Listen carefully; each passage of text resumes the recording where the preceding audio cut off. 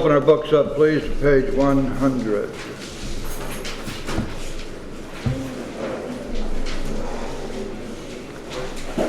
We've been working in the 7th chapter for some weeks now, and let's review just a little bit, make sure we're all on the same page. 7th chapter is the chapter which most of us think of as being representative of the 12th step, that is to say, the chapter which defines 12-step work.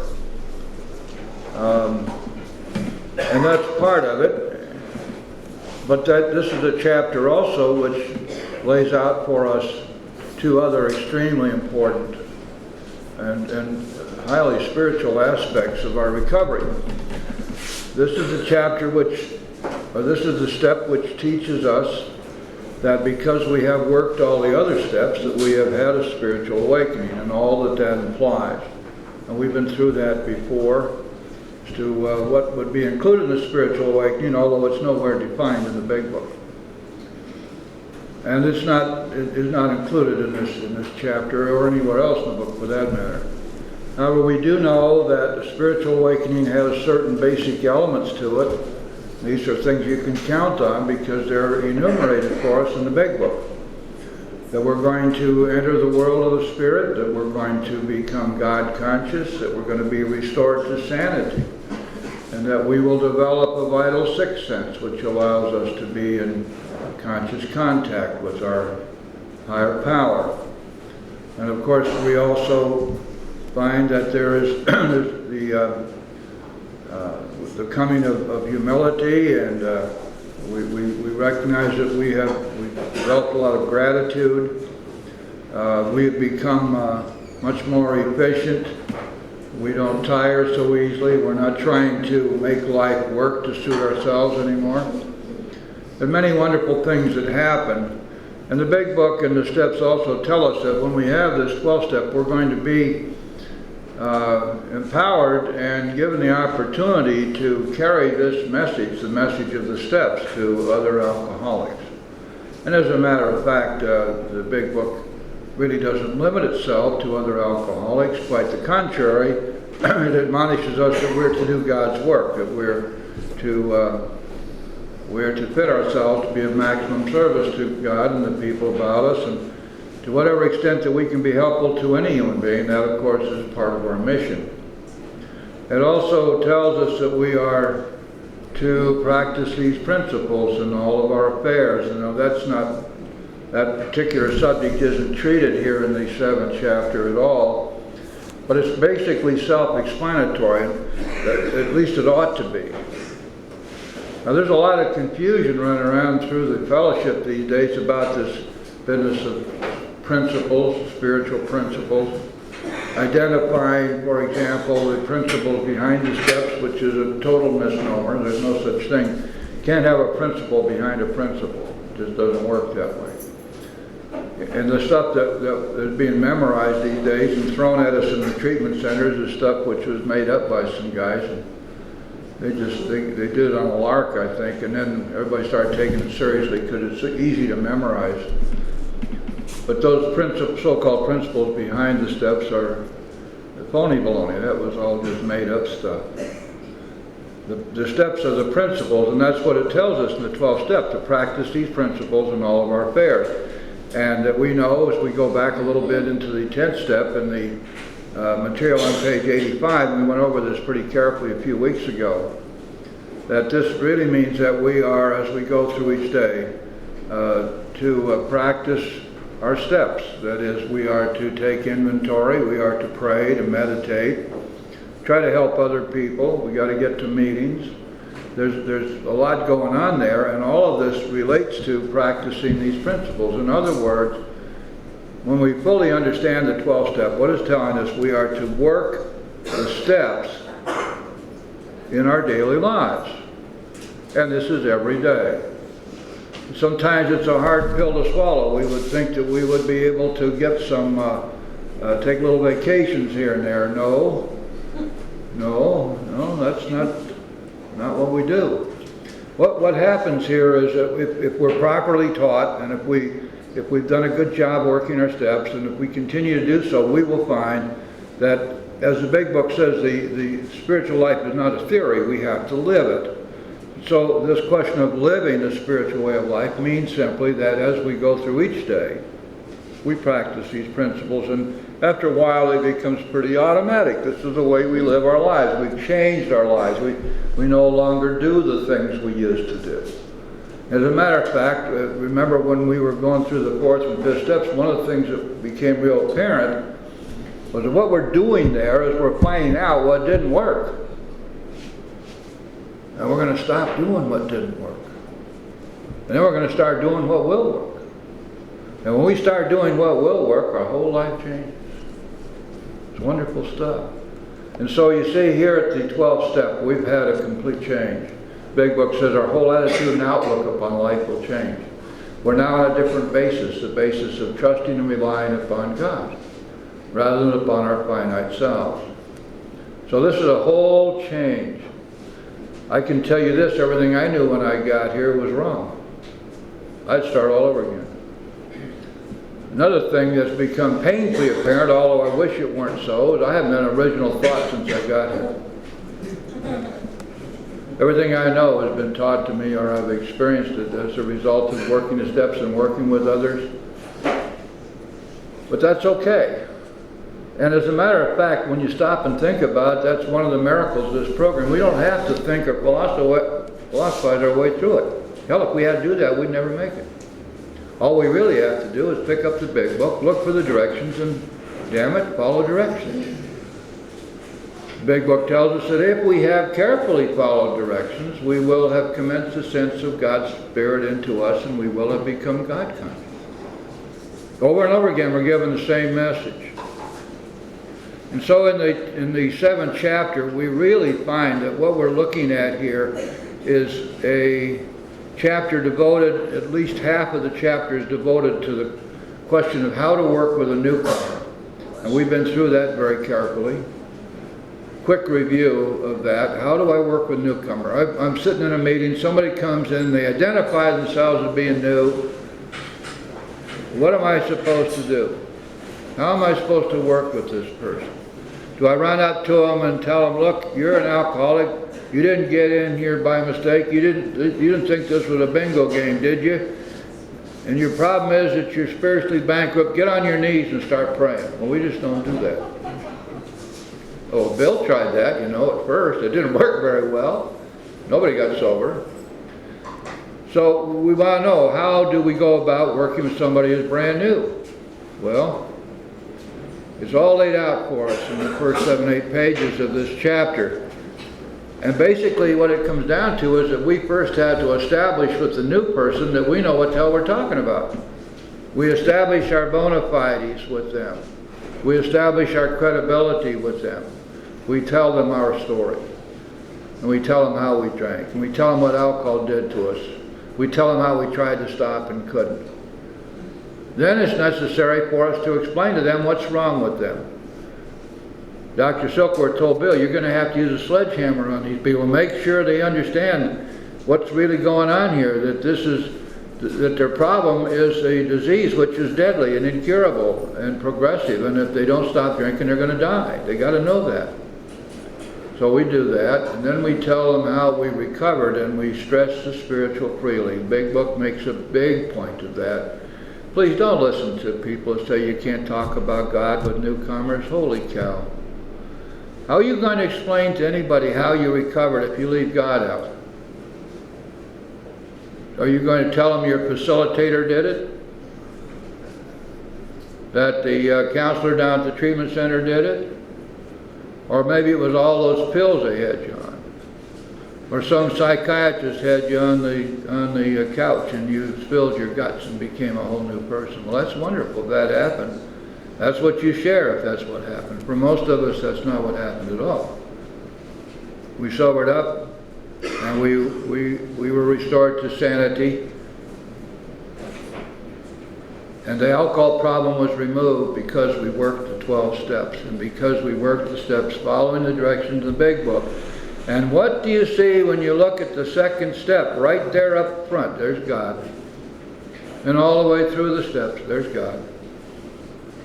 And we just, in order for us to tell people how we recovered without lying, or just leaving out the major portion of recovery, we're going to have to talk about our higher power. The Big Book makes that quite clear. We stress the spiritual freely, it said, right from the get-go. Then this chapter has addressed itself to various aspects of working with others. And we got to page 100, and I think we've covered some of this, but it's probably worth doing again.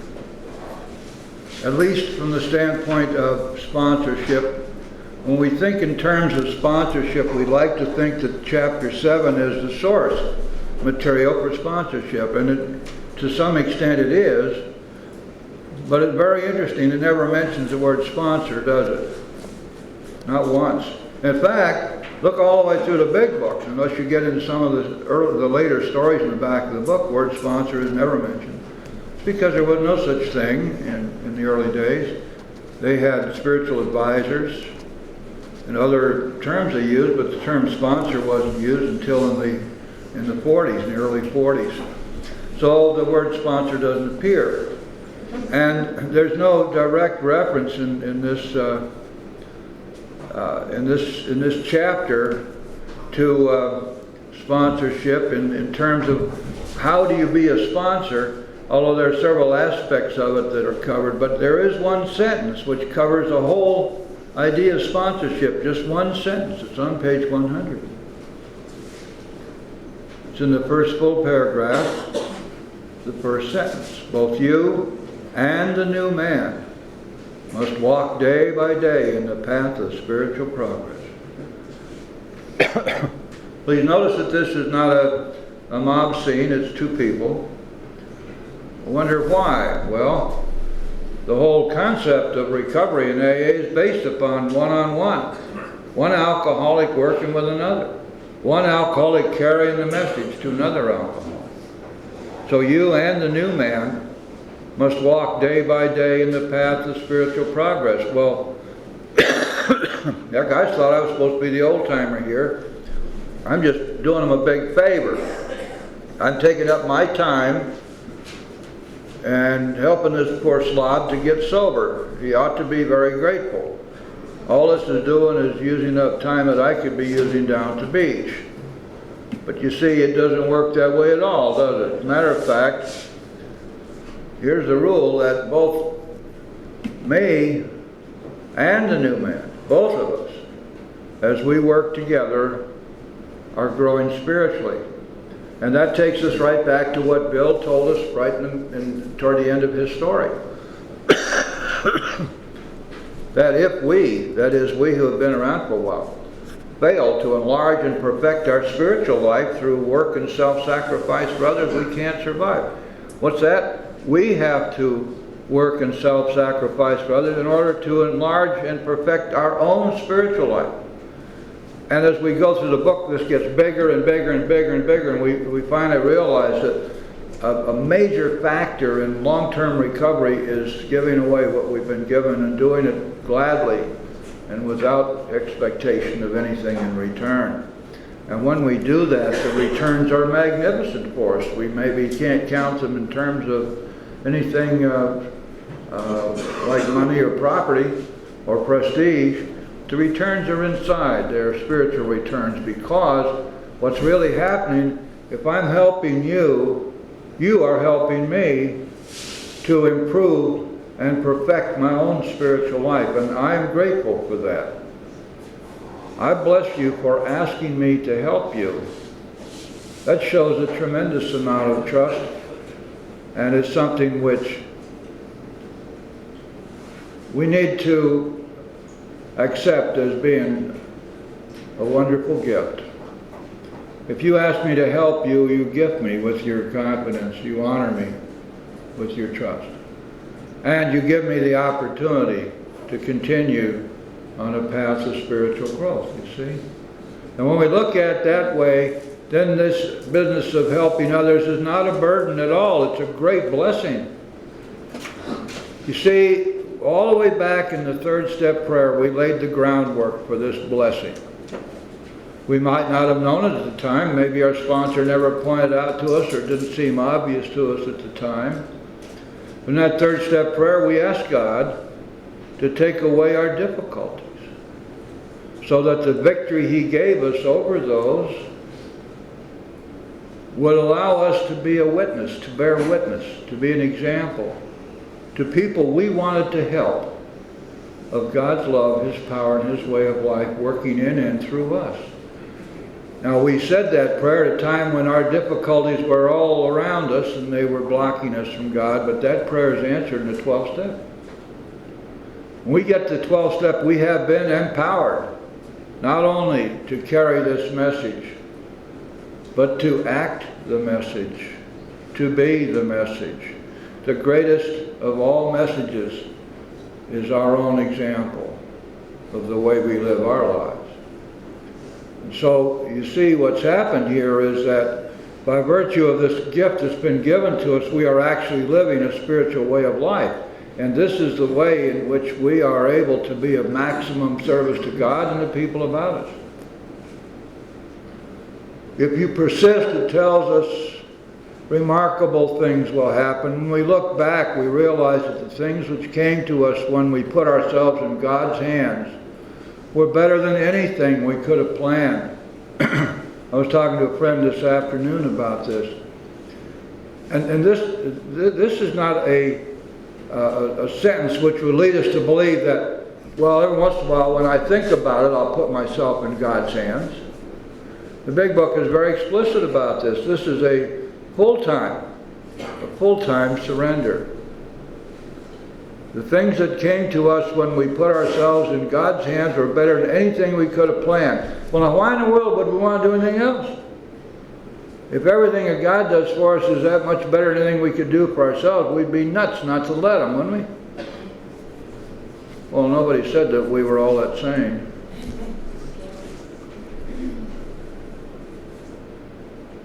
A lot of us are not at all.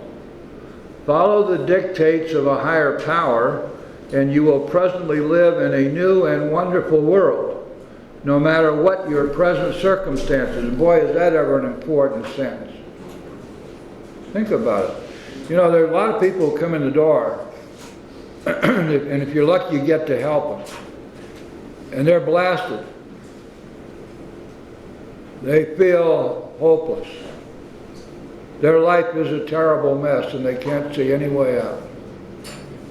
Or maybe they have been doing things which were so rotten, mean, nasty, terrible, immoral, that they feel they can never be forgiven. That their life is basically over. They don't even know for sure why they're here, but somehow or another they stumble in.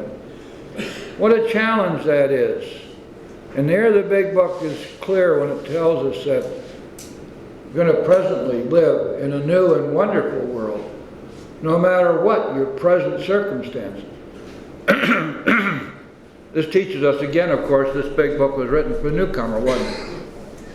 And the newcomer is hearing right here, no matter what's going on with you right now, no matter how low you have sunk, no matter how much damage you've done to others, no matter any of these things, that if you will pick up this simple kit of spiritual tools, you will come to live in a new and better world, no matter where you are right now. And that's the absolute truth.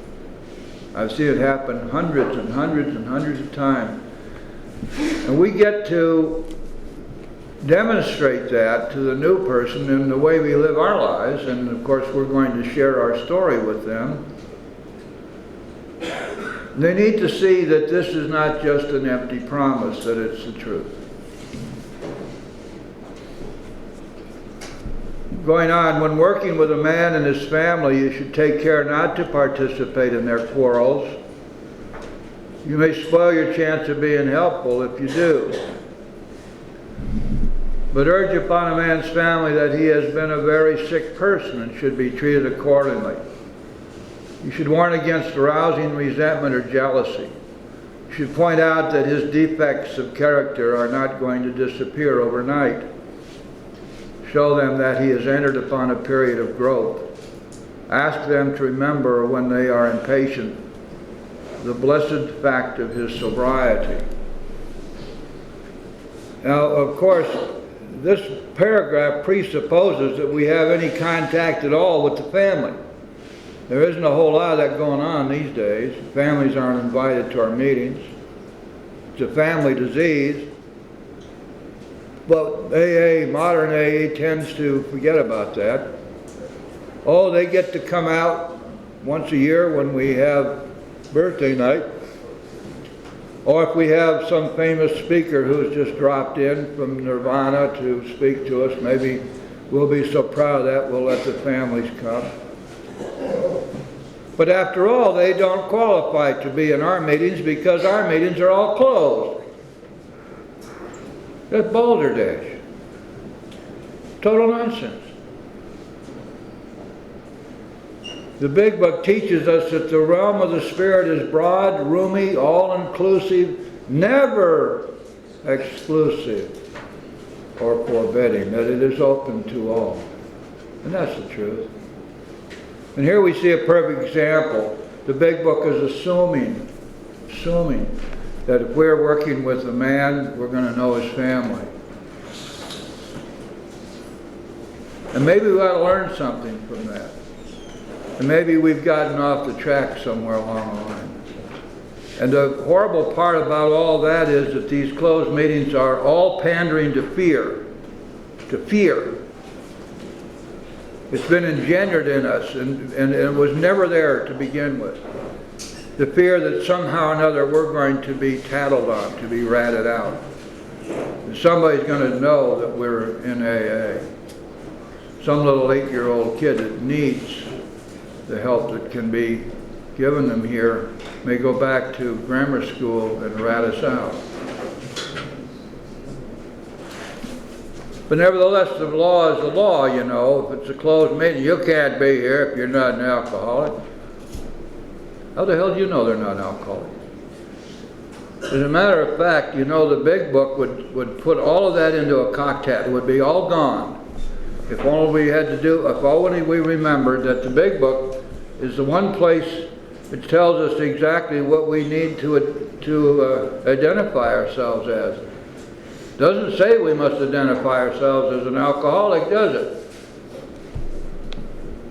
We identify ourselves as a member of Alcoholics Anonymous. And that's all necessary. If you're having trouble with this, remember that you have all the authority in the world right here in the Big Book in the forward of the first edition. We identify ourselves as a member of Alcoholics Anonymous. That's all that's necessary. And there isn't anybody who can challenge that. You are a member when you say you are. There is no legitimate challenge to that.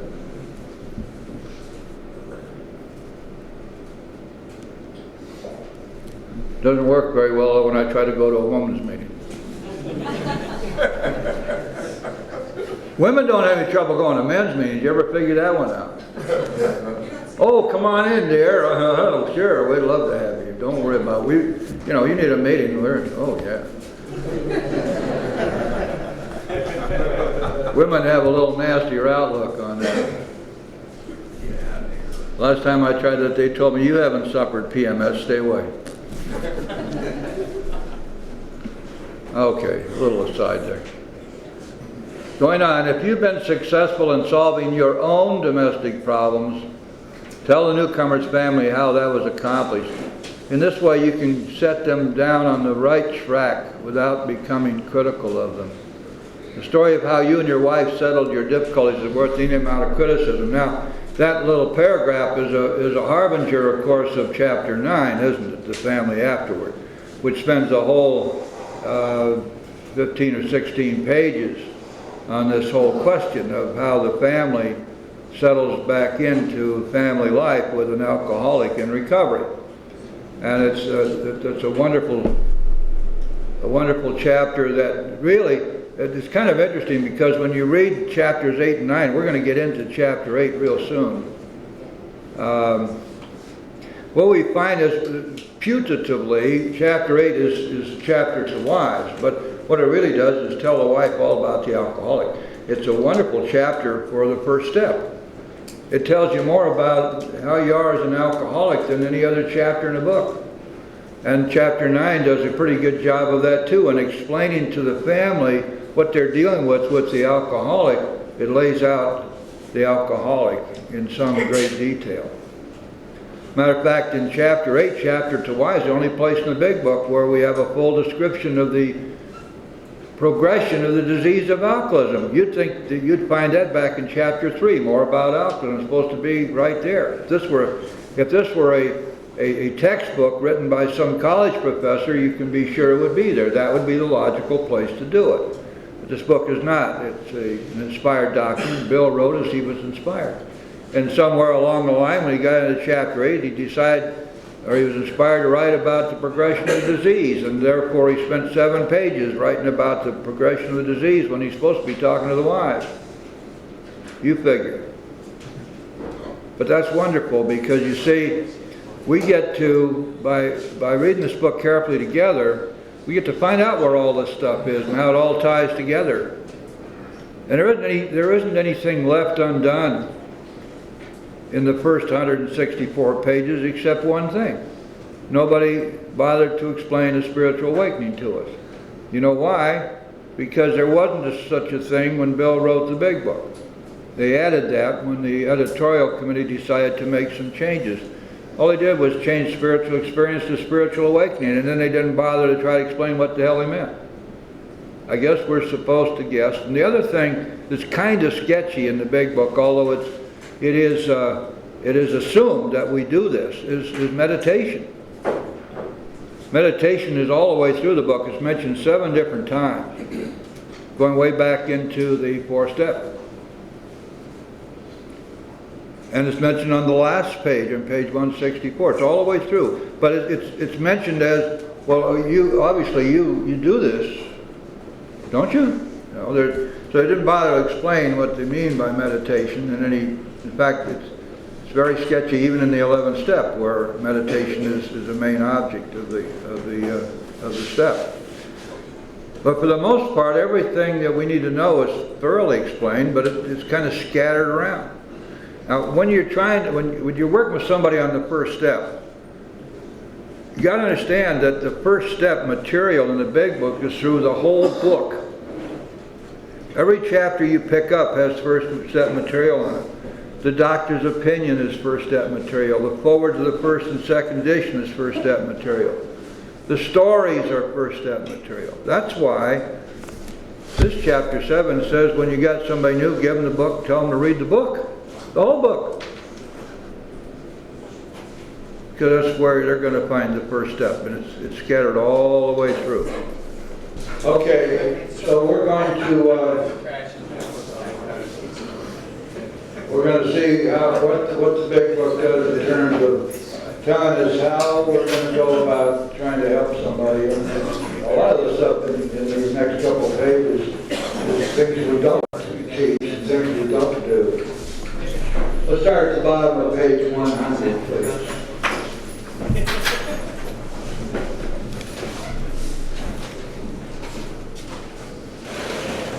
Assuming we are spiritually fit,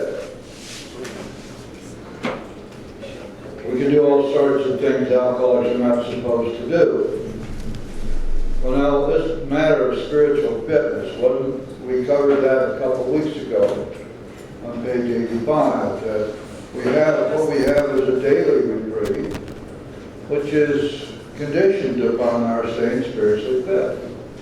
Remember we talked about this, how the enormous role that the 11th, 10th, and 11th steps play in that business of staying spiritually fit. And of course the 12 steps as well.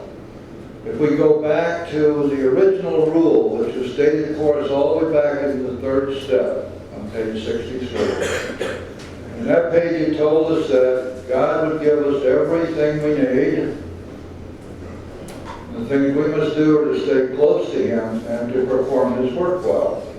Now, staying close to God is a function of the 10th and 11th steps, and performing His work well is a function of the 12th step. So literally what it's telling us that if we are assiduously working with a good heart the 10th, 11th, and 12th steps on a daily basis, that we growing spiritually. And that we therefore on each day have a reprieve, a daily reprieve. Now this is assuming that we are spiritually fit. Now why would we not be if we're doing our work? The answer to that is we will be spiritually fit if we're doing our work. And therefore we'll be able to do things our culture is not supposed to do. People have said we must not go where liquor is served. We must not have it in our homes. We must shun friends who drink. We must avoid moving pictures which show drinking scenes. We must not go into bars. Our friends must hide their bottles if we go to their houses. We mustn't think or be reminded about alcohol at all. Our experience shows this is not necessarily so. Now, this is one of the great vices of the human solution. The human solutionists love to tell us that there is such a thing as drinking keys or triggers. This completely ignores the fact that we're alcoholics and that we're powerless over alcohol, and as alcoholics we can't stop drinking on our own. That's the whole idea of powerlessness. If we don't stop, we die, but we can't stop. Therefore we die. Unless we're able to put a higher power between us and the booze, and we do that by working the steps. It's that simple. To say then that there are keys to drinking, there are triggers to drinking, is to beg the issue. It begs the issue completely. The only issue is am I spiritually fit? If I'm in God's pocket, I ain't going to drink. And if I'm not in God's pocket, there's a very good chance I will. If tempted, I will recoil from it as from a hot flame, because I've been restored to sanity. And this has happened automatically. And I'm not fighting it. I haven't even sworn off. Instead, the problem's been removed. It doesn't exist for me. And it's going to be that way so long as I remain spiritually fit. Therefore, what are we really looking at here in this 7th chapter? We're looking at a major part of the process of remaining spiritually fit. Because it is only through that we can remain completely isolated from the obsession, compulsion to drink alcohol. Now, it is going to make a red test for the difference what happens to us if we are not spiritually fit. We're going to drink. And you can come up with all the cockamamie excuses in the world for it. And you say, well, this got me started, that got me started. Well, maybe in the very short term that was what got you started, but that's not the problem. You relapsed because you were not spiritually fit. Because you did not have God between you and the booze. And when we understand that, then we can understand why it is that the Big Book tells us that no human being is going to be able to relieve us of our alcohol. With all the goodness in their hearts, with all the professionalism they possess, with all the greatest and most wonderful intentions, with all the training, and yet people without a spiritual solution find themselves constantly being frustrated by it. We do not respond to the ordinary methods of science and medicine. We don't. If we did, there would be no need for AA. I remember when care units first got started in 1970 in California, and they were being funded in part by the federal government. And this was a wonderful thing. They set out to get everybody sober. The recidivism rate in the first 3 years was 100%. Nobody stayed sober. Finally, they got smart and figured out that AA was the answer. And so they did a wonderful job of getting people detoxed, getting them relaxed, getting them back on their feet physically, at least having some good food and some good companionship, and they taught them a lot about themselves. but that didn't keep him sober. In connection to that, it's really wise for us to remember the example of that which is in our big book. The story of Roland Hazard, Roland H. Roland was in Switzerland for 1 full year with Dr. Young. And Dr. Young pulled out all the stops with Roland. He worked with him steadily for a whole year. Dr. Young, one of the greatest psychiatrists, one of the fathers of modern psychiatry, along with Adler and Freud. And when Roland Hazard came back to the United States, he was absolutely convinced that he knew everything about himself. He knew why he drank. He knew what it was that had caused him to drink. And he was going to stay sober the rest of his life. No. A couple months, he was drunk again. This time when he went back to Switzerland and he sat down with Dr. Young said, "Look, Roland, I hope the best. You are a chronic alcoholic. I can't help you. Because the knowledge in the world about yourself isn't going to keep you sober. So self-knowledge won't keep us sober. Now what else? How about fear? Fear of the consequences of the next drink. Is that going to keep us sober? No. No. Fear is our mortal enemy. But it comes the time when we're supposed to remember our last drunk. Well, one of these sayings that floats around me, you can't remember your last drunk, you haven't had it, balderdash. Half of us had it last drunk in a blackout, for God's sake.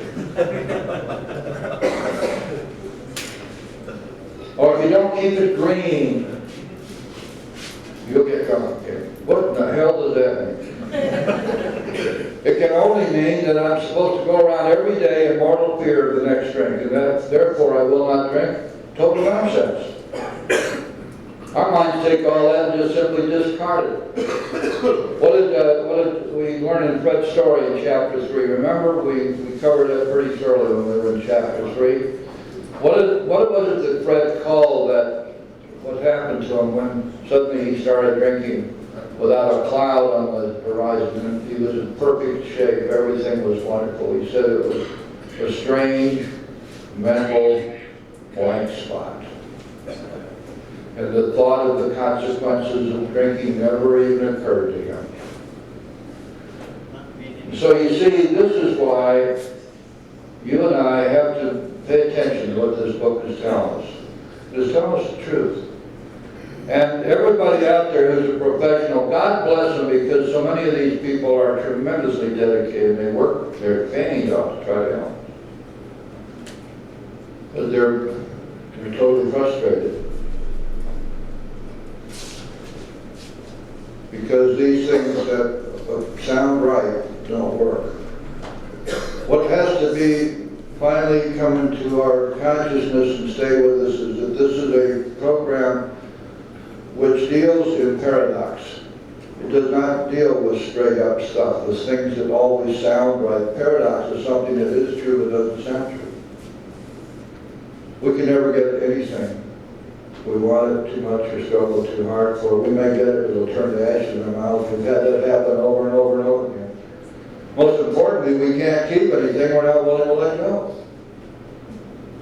And that goes everything from our relationships to our spiritual fitness. We've been given great gifts and we're absolutely required to give them away. When we do that, that's when we are awarded with our heritage, which is to be happy, joyous, and free. And we get to have that. And so all of this stuff that is, things like don't go into a barber shop, you don't want a haircut and all that. You probably heard that one too. If I'm spiritually fit, doesn't make a rat's ass more difference where I go. I go and do anything I want to do. Why hell's bells, if that weren't so, what would be the point of getting sober? Do we have to go around like this, waking and quaking fear at all times that maybe something's going to trigger us to drink? What a BS way to live a life. And unfortunately, we don't have to do that at all. We get to live a normal life. All we have to do is a few simple things every day. And those things are not to harm us, they're only to help us. Incidentally, they keep us sober. But more importantly, they keep us growing spiritually, and they change our lives, and we get to have a life beyond anything we could ever have arranged for ourselves. We couldn't even have imagined it. It's going on page 101. We meet these conditions every day. An alcoholic who cannot meet them still has an alcoholic mind. There's something the matter with his spiritual status. And believe me, ladies and gentlemen, we see this all over the rooms. People wandering around through these rooms with, still afflicted with untreated alcoholism. And we cannot very well congratulate ourselves that we have escaped that if we haven't been doing our little best to show them how we escaped. The biggest problem in AA today is the lack of good sponsorship. People are being told things that are not true and they're believing them because they come from the mouths of people who are supposed to know. If I am convinced that the only way I'm going to surrender is to, or the only way I'm going to recover is to surrender to a loving God, and I follow the plan in this book, I recover. But if I listen to people who tell me the only thing I have to do is go to meetings and not drink, well, they say things like, oh yeah, that's terrible what happened to you today, but did you drink? No. Well, then you had a good day. Well, that's balderdash. It was a terrible day. A terrible day. Let's call it a terrible day and go on from here. After all, what can we do about it? It is gone. It's now ancient history. What are we going to do about a terrible day? We're going to learn from it. We're going to find out what happened, what we did, what decisions we made based on self to put us in a position to be harmed. And almost invariably we will find it. We'll make up our minds right on the spot. We're not going to do that anymore. We're going to know when our mind starts to tell us, oh, go ahead, that's all right, you're entitled. We'll say, well, wait a second. What does being entitled mean? That's a huge trap for the young Larry, isn't it? If I convince myself I'm entitled, I can justify any kind of crapped out action. And then after I get the consequence of that, then I go crying to my sponsor or my home group.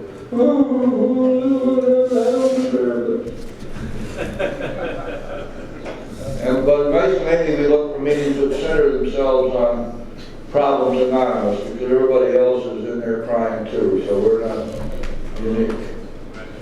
We meet these conditions every day. An alcoholic who cannot meet them still has an alcoholic mind. There's something the matter with his spiritual status. His only chance for sobriety would be someplace like the Greenland ice cap. And even there, an Eskimo might turn up with a bottle of scotch and ruin everything. I hate to be picky, but I don't think there are any Eskimos in Greenland. Yeah, really. That's okay, Bill. You didn't know what you were. We'll forgive you for that small lapse. That's where New Hampshire is. However, I suppose an Eskimo might be visiting Greenland. Oh, I thought about that. He was over there. Has a bottle off the cruise boat. You know, the duty-free scotch. Okay. Ask any woman who has sent her husband to distant places on the theory that he would escape the alcohol problem. That didn't work. We know all about geographics, don't we, guys? We've all done that stuff. We got a major problem, we just leave. Get the hell out of town, get out of Dodge. And then we carry ourselves with us. And we very shortly find out we didn't solve anything. Certainly not the alcohol problem. That's buried in our heads. In our belief, listen to this now, because here's the truth of it. In our belief, any scheme of combating alcoholism which proposes to shield the sick man from temptation is doomed to failure. And yet the human solution is all about that. But don't do any of these things. I mean, you can't have a relationship for a year. Don't make any major changes for a year. Don't go anywhere near a bar. You gotta, one of the things, you gotta give up all your old friends. You've had a lifetime developing these friendships, but they drink.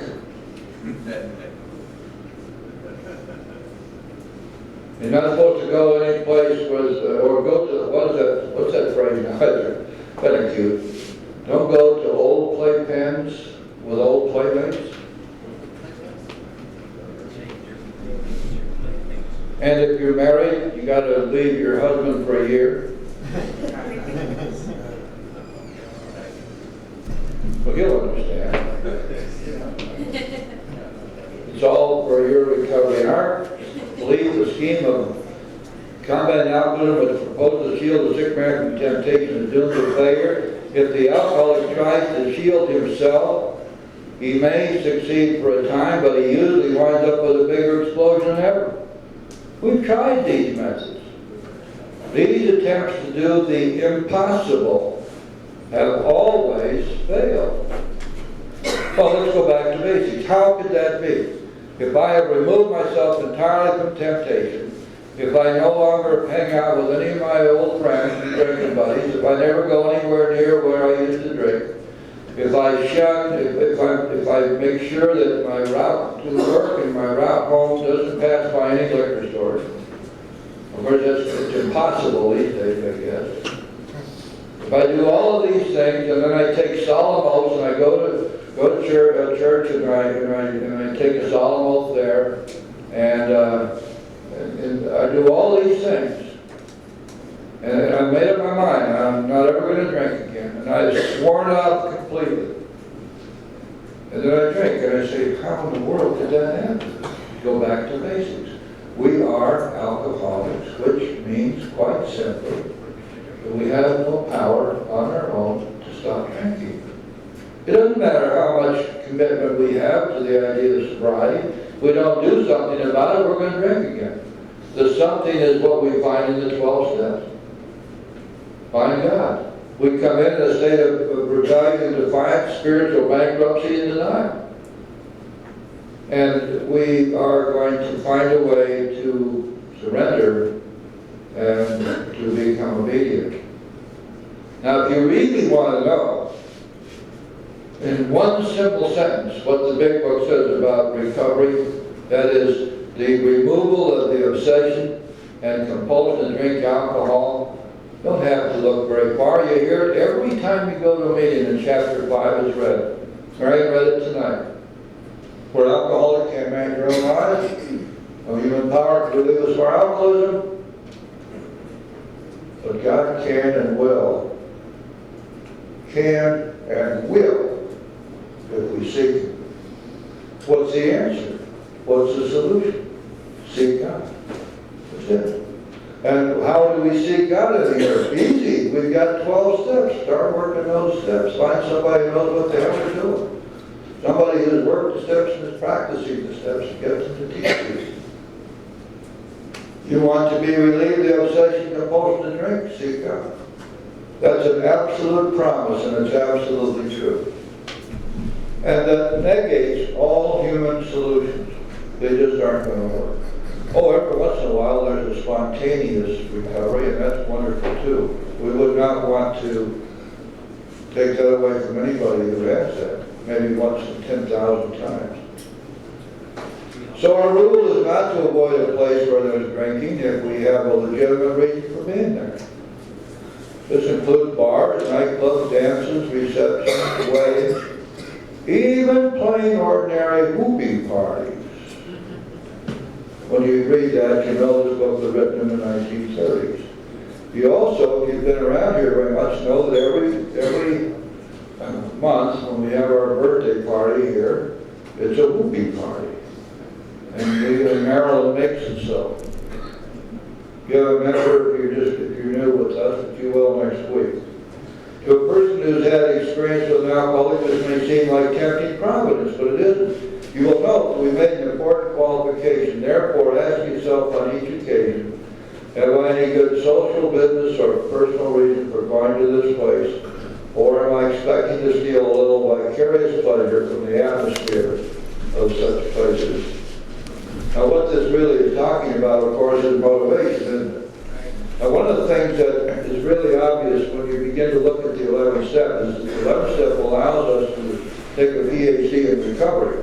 And what that really means is that we learn not just to look at our actions, but to look at our attitudes and our motivations. And so if I am thinking about going to a bar, I check my motives. Why am I going? What is the purpose of this? I was talking to a friend earlier today. If my motive for going there is to find a woman, or to engage myself in a little bit of vicarious pleasure, maybe just have a couple of drinks but no more, I'm going to get drunk as hell and I may not ever recover.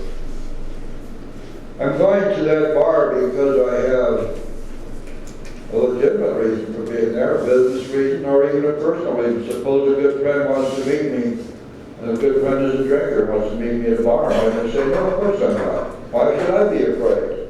I'm not afraid. I'm not, you ask yourself every time you think about it, what would I do if I'm not afraid? If I didn't have fear, what would I do?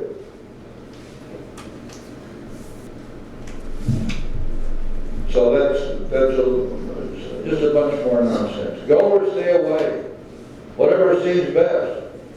But here's the rule. Be sure you're on solid spiritual ground before you start, and that your motive in going is thoroughly good. Do not think of what you will get out of the occasion. Think of what you can bring to it. But if you are shaky, you better work with another alcoholic instead. That is the universal answer in the BigBook. All the way through the book, we find the same message over and over again. Remember back there in the 4th step when we were learning about our sex inventory and how powerful the sex urge is, and this instinct that we have to deal with. And it tells us that when we find ourselves in trouble, we find another alcoholic to work with, because this in itself will quiet the imperious urge when you give in with the hearty. And again, at the beginning of this chapter, it tells us that nothing so much ensures you get the next drink as intensive work with other alcoholics. That will work when other activities fail. Over and over again, we hear the same message. You want to be free of self, you find somebody to help. We must do whatever we can to stay out of self. We ask God for help, we write about it, we inventory it, but we have things that we can do too. We can pray, we can ask God for help with that. When we can find somebody we can help.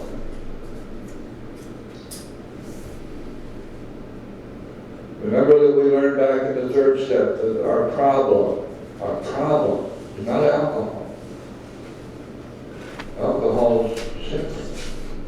Our problem is selfishness, and self-centeredness. This is the root of our problem. That we are extreme examples of self will run riot. And that we have to be rid of self. We have to, it'll kill us because it clearly blocks us off from God. When we're blocked from God, we don't recover. We don't have any guard between us and the booze. If we drink again, we die. Some of us have had to learn some really bitter lessons along this line, but maybe, hopefully, God willing, we've learned those lessons. So the motive of being there is so critically important. Why sit with a long face in places where there's drinking, sighing about the good old days? If it's a happy occasion, try to increase the pleasure of those there. If a business occasion, go and attend to your business enthusiastically. I was talking to a friend today who just recently went to a wedding reception. Went with fear and trembling and great trepidation. Got there and found that the BigBook was right. The obsession for compulsion to drink was gone. Gone. We had a wonderful time at this reception. learned a hell of a lesson because of that. If you're with a person who wants to eat in a bar, by all means go along. Let your friends know they're not to change their habits in your account. At a proper time and place, explain to all your friends why alcohol disagrees with you. If you do this thoroughly, few people will ask you to drink. While you were drinking, you were withdrawing from life little by little. Now, you're getting back into the social life of the world. Don't start to withdraw again just because your friends drink liquor. My God, where does all this stuff come from with these guys? It's all fear, I guess, huh? We pander to fear. Somehow or another we think that if we're afraid enough, we'll stay sober. It's total balderdash. Utter nonsense. It's not so. Your job now is to be at the place where you may be of maximum helpfulness to others, so never hesitate to go anywhere if you can be helpful. You should not hesitate to visit the most sordid spot on earth on such an errand. Keep on the firing line of life with these motives, and God will keep you unharmed. A few years ago, I was standing before a federal judge. He was about to sentence me. He had a choice whether to let me go or not. He asked me if I had anything to say. I said, yes, sir. Just one thing. He had 50 letters from people in AA sitting on his bench. I said, the Big Book of Alcoholics Anonymous tells me I'm to do one thing. I'm to stay on the firing line of life. And that's all I want to do. He said, that sounds okay to me. I'm going to let you go. So when I read this, I get a kind of a tingle. This is good stuff, man. Staying on the firing line of life. And God will keep you unharmed. That takes a little faith, doesn't it? Yes, it does. It takes a little faith. If I'm afraid, is it not true that I'm insulting God? Is it not true that I'm saying, God, I don't trust you? Isn't that really what's happening when I'm afraid? When I'm pandering to fear? And yet the beer merchants out there want to use that very same fear to keep me sober. Isn't that terrible? Can't have it both ways, guys. Either fear is our mortal enemy, or fear is the one thing that will keep us from drinking. Take your choice. I think I'll go with the millions of recoveries that have already taken place because of what's in this book. Many of us keep liquor in our homes. We often need it to carry green recruits through the severe hangover. Oh, we used to always carry a bottle of 10 in our pockets. We also had the back seats of our cars upholstered in clear plastic. Before you let somebody go into DT, you get a few sips of booze into them. Some of them would call us for a 12-step call, knowing we had booze. I'm doing the reason they called it. Well, alcoholics go to any lengths to get booze, you know. Some of us still serve liquor to serve to our friends, provided they're not alcoholic. But some of us think we should not serve liquor to anyone. We never argue this question. We feel each family, in the light of their own circumstances, ought to decide for themselves. We are careful never to show intolerance or hatred of drinking as an institution. Experience shows that such an attitude is not helpful to anyone. That takes us back, of course, to the Washingtonian experience in the early 1800s, where they were temperance fighters and they railed against alcohol as an institution as something that was the devil's brew. Even now, every new alcoholic looks for this spirit among us and is immensely relieved when he finds we're not witch runners. The spirit of intolerance might repel alcoholics whose lives could have been saved had it not been for such stupidity.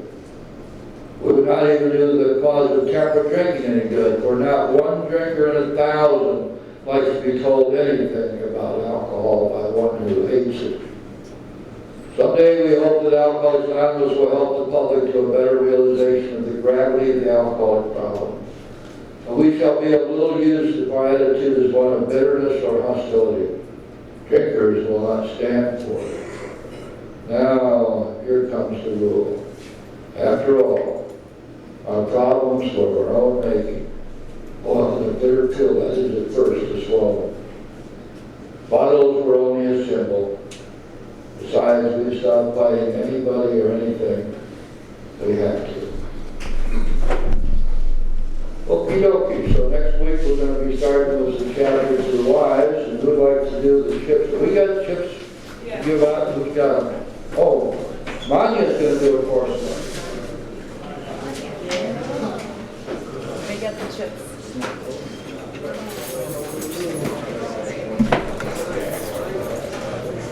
Hi everyone, I'm an alcoholic. My name is Manya.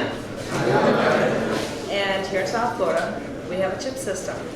And it is to indicate our time in sobriety during our first year.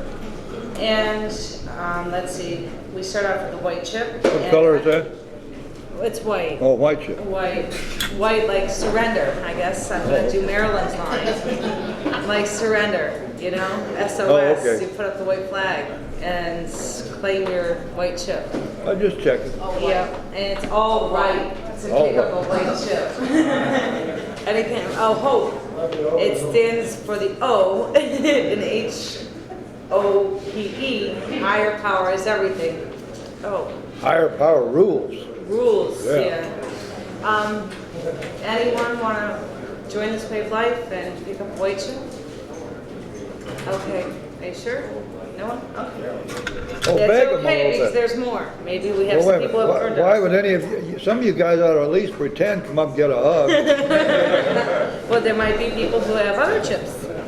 Okay, now these are chips we earn. And we have, okay, this is a really cool thing. I'll show you that. Okay, this is the red chip. This is for 90 days. And in 90 days, you should have read the big book. Has anyone, if you haven't read the big book and you have 90 days, you still can get it. No, it's not. We don't give them out for people who No. don't read the book. Okay, so anyone? Who's got 90 days 90 and has read the book? Wow, all right. Who's read the book? Got 90 days, but they ain't read the book yet. And then we go to the blue chip, and this is what I was going to show you. See, red, white, blue, like freedom. Put on thumb. Okay, but this one is for 6 months. It's blue, and you are blue if you haven't done your steps, I think it is. It reminds you of those blue lights, doesn't it? Yeah, you get blue skies because the fog is lifted. That was it. 6 months? Anyone? Okay, keep coming back. And this is this one. Well, it has the symbol of the hands here. You know, praying for your higher power. This is 9 months, and this one is melted down in Jim's laboratory from Budweiser cans and remelted into this beautiful silver 9-month chip.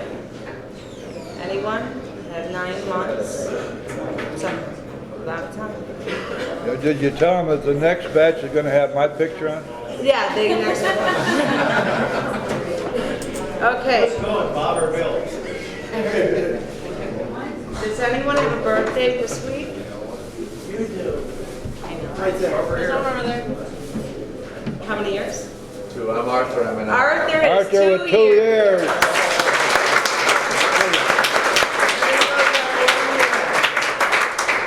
An alcoholic, member of Volunteer Western BigBook Workshop, 17 years. All right.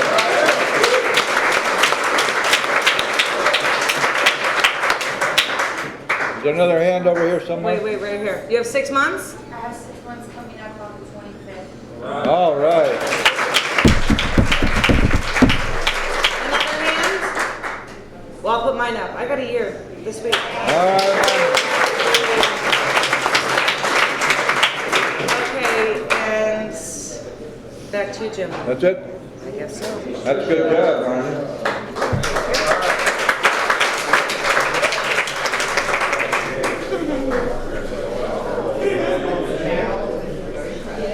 Anya, you get, your quota, you know, is 15 minutes of fame. Yeah. So we'll figure out something else to do for you too. Okay, anybody have any announcements for the good of AA? Any commercial announcements, bingo parties, whoopee parties, dances, picnics, softball games? Yeah, well, these days I'm an alcoholic. There's a Founder's Day picnic down in Miami, Crandon Park. It's gonna be tomorrow from 10 a.m. to 5 p.m. Camden Park, Founder's Day picnic in Miami, tomorrow, 10 to 5. And Sue? In case anybody's interested and you just don't have anywhere to hang out on Saturday nights, the 12-Step House now is open until midnight on Saturday nights, and they welcome everybody to their pool table, cards, or whatever, and hang out. They're doing 2 dances every month. Well, that's wonderful. After we get through with the language of heart meeting, then everybody go down there. Thanks, Sue. Okay. I'm Tom Alcoholic. I'm doing the recordings here, and I have CDs for everybody who picked up a medallion last month. I had like 6 of them. If you picked up the medallion last month, you're on the CD, you've been immortalized. So you can see Tom after the meeting. And let's see, I forgot to introduce our secretary, Steve. Where are you, Steve? In the back there, there you go. And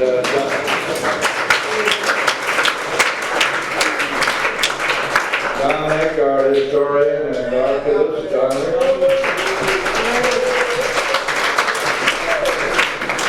And Terry, our world's most famous reader. Where's Terry? The first guy you see coming in, last guy you see going out. Because Terry always sticks around here and does some cleanup. I'm recruiting for Terry's helper tonight, so see Terry when we get through the meeting if you'd like to help clean up this.